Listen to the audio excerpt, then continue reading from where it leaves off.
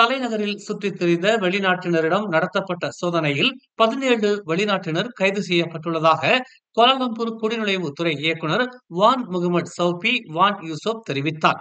தலைநகரின் பல்வேறு பகுதிகளில் பொது வாகனங்கள் நிறுத்தும் இடத்தில் கட்டணங்கள் வசூலித்த குற்றத்திற்காக அவர்கள் தடுத்து வைக்கப்பட்டுள்ளதாக அவர் கூறினார். கைது செய்யப்பட்டவர்கள் 20 முதல் 30 வயதுக்கு உட்பட்ட 15 மியான்மர் பிரஜைகள், 2 பங்களாதேஷ் பிரஜைகள் என விசாரணையில் தெரிய வந்துள்ளதாக அவர் கூறினார். மலேசிய முஸ்லிம்களின் நல்லிணக்கத்தை அச்சுறுத்துபவர்களுக்கு எதிர்ப்பு தெரிவிக்கும் வகையில் வரும் வெள்ளிக்கிழமை நடத்தப்படவிருக்கும் பேரணியில் கலந்து கொள்ள அம்னோ, PKR மற்றும் அமானா கட்சியினருக்கு பாஸ் கட்சியின் இளைஞர் பிரிவு அழைப்பு விடுத்துள்ளது. வரும் வெள்ளிக்கிழமை தொழுகைக்கு பிறகு கோலாலம்பூர் கம்போங் பாருவில் உள்ள மஸ்ஜித் ஜாமே மசூதிக்கு வெளியே ஹிம்புனான் பங்கித் உம்மா போராட்டம் நடத்தப்படும் என்று பாஸ் கட்சியின் இளைஞர் பிரிவு துணைத் தலைவர் ஹபீஸ் சப்ரி தெரிவித்தார். பேரணி அரசியல் எல்லைகளுக்கு அப்பாற்பட்டது என்றும் முஸ்லிம்களின் உரிமைகளை பாதுகாப்பதை நோக்கமாக கொண்டது என்றும் அவர் தெரிவித்தார். மூத்த DAP தலைவர்களான ஹன்னா இயோ மற்றும் நா கோர்மிங் ஆகியோருக்கு எதிராகவும் தாங்கள் போராட்டம் நடத்தப் போவதாகவும் ஹபீஸ் கூறினார். அனைத்து நிறுவனங்களையும் வரவேற்பதாகவும் இது அரசியல் விவகாரம் அல்ல, முஸ்லிம்களின் பிரச்சனை என்றும் அவர் தெரிவித்தார். மேலும் ஒவ்வொருவருக்கும் எதிர்ப்பு தெரிவிக்கவும் தங்கள் கருத்துக்களை வெளியிடவும் உரிமை உள்ளது என்று பாஸ் தலைமையகத்தில் நடைபெற்ற செய்தியாளர்கள் கூட்டத்தில் இவ்வாறு கூறினார். போர்டிக்சன் தெலோக் கமாங் கடற்கரையில் நேற்று ஆடவர் ஒருவரின் சடலம் கரை ஒதுங்கியதாக போலீசார் தெரிவித்தனர். இறந்தவரிடம் எந்த அடையாள ஆவணங்களும் இல்லை என்றும் உடல் தோற்றத்தின் அடிப்படையில் விசாரணை தொடர்கிறது என்றும் போர்டிக்சன் காவல்துறை தலைவர் மஸ்லான் உடின் கூறினார். பாதிக்கப்பட்டவர் சுமார் 165 சென்டிமீட்டர் உயரம், குட்டையான முடி, பளபளப்பான தோல் மற்றும் வலது கையில் பச்சை குத்தி உள்ளதாக அவர் மேலும் கூறினார். இந்த வழக்கு திடீர் மரணம் என வகைப்படுத்தப்பட்டுள்ளது. இறந்தவர் பற்றிய தகவல் தெரிந்தவர்கள் விசாரணைக்கு உதவ காவல்துறையை தொடர்பு கொள்ளுமாறு அவர் கேட்டுக்கொண்டார். பந்திங்கில் சிதைந்த நிலையில் ஒரு உடல் கண்டெடுக்கப்பட்டுள்ளது. இந்த மாத தொடக்கத்தில் 15 வயது சிறுமி காணாமல் போன சம்பவத்துடன் இது சம்பந்தப்பட்டிருக்கலாம் என்று போலீசார் நம்புகின்றனர். நேற்று சடலம் கண்டெடுக்கப்பட்டதாக கூறிய ஸ்லாங்கூர் காவல்துறை தலைவர் டாக்டர் ஹுசைன் உமர் கான் இது தொடர்பாக பாதிக்கப்பட்ட பெண்ணின் காதலன் கைது செய்யப்பட்டதாக கூறினார். இதனை அடுத்து பந்திங் மருத்துவமனையில் பிரேத பரிசோதனை நடத்தப்பட்டுள்ளது.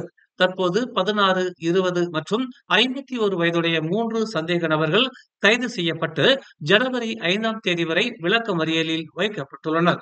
இதில் பாதிக்கப்பட்டவரின் காதலனும் அடக்கம் என்று அவர் கூறினார். உடலின் அடையாளத்தை உறுதிப்படுத்த DNA சோதனையின் முடிவுகளுக்காக காத்திருப்பதாக இன்று ஒரு அறிக்கையில் டாக்டர் ஹுசைன் உமர் கான் தெரிவித்தார். வாகன ஆய்வு மையமான புஸ்பாக்கம் லாரிகளையும் கனரக வாகனங்களையும் முறையாக சோதிப்பதில்லை எனும் புகாரின் அடிப்படையில் போக்குவரத்து அமைச்சின் அதிகாரிகள் வாகன ஆய்வு மையங்களில் சோதனை மேற்கொண்டனர். முன்னதாக வெளிநாட்டினரின் பெயரில் லாரிக்கு உரிமம் வழங்கியது சமூக வலைதளங்களில் பரவியதை அடுத்து இச்சோதனை மேற்கொள்ளப்பட்டதாக போக்குவரத்து அமைச்சின் தலைமை செயலாளர் டாக்டர் ஜனா சந்திரன் முனியன் தெரிவித்தார். லாரிகளை சோதனையிடுவதில் எந்த ஒரு மெத்தன போக்கையும் கொண்டிருக்க வேண்டாம் என்றும் முழுமையான சோதனைகளை மேற்கொள்ள வேண்டியதன் அவசியத்தை அறிந்து சோதனைகளை மேற்கொள்ளும்படியும் புஸ்பாக்கம் அதிகாரிகளுக்கு டாக்டர் ஜனா சந்திரன் முனியன் வலியுறுத்தினார்.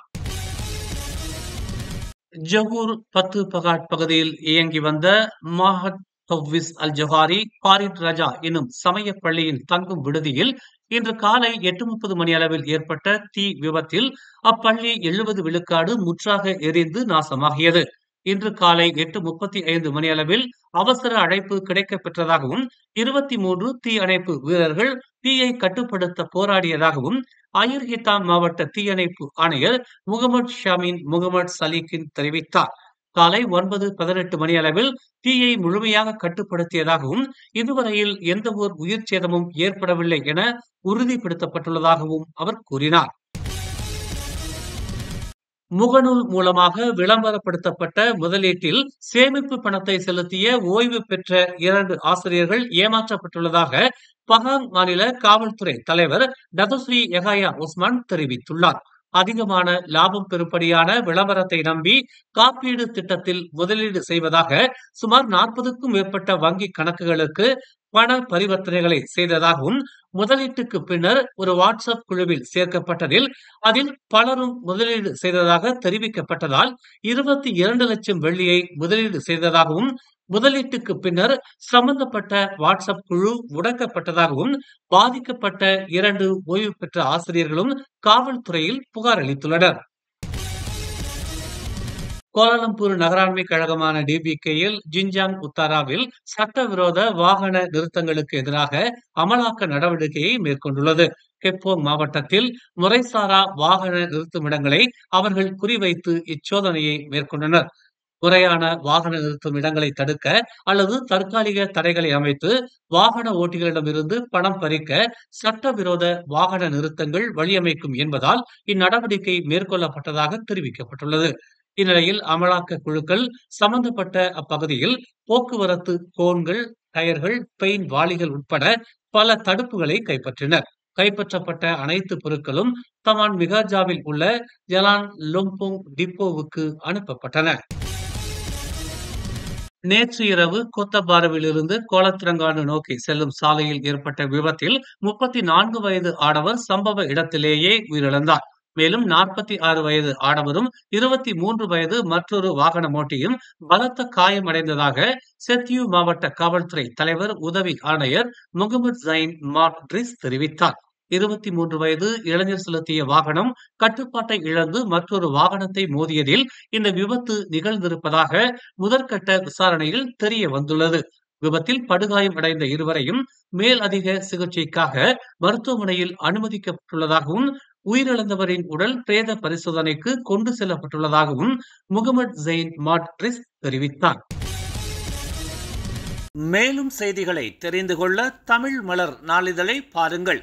உடனுக்குடன் செய்திகளை தெரிந்து கொள்ள தமிழ் மலர் இணையதளம், தமிழ் மலர் செயலி மற்றும் மலர் டிவி யூடியூப் சேனலை வலம் வாருங்கள். எங்களோடு இணைந்திருக்க மலர் டிவியை பதிவு செய்து கொள்ளுங்கள். உறவுகள் மகிழ்ந்திட விருப்பம் மற்றும் பகிர்வு சேவையை சொடுக்கிடுங்கள்.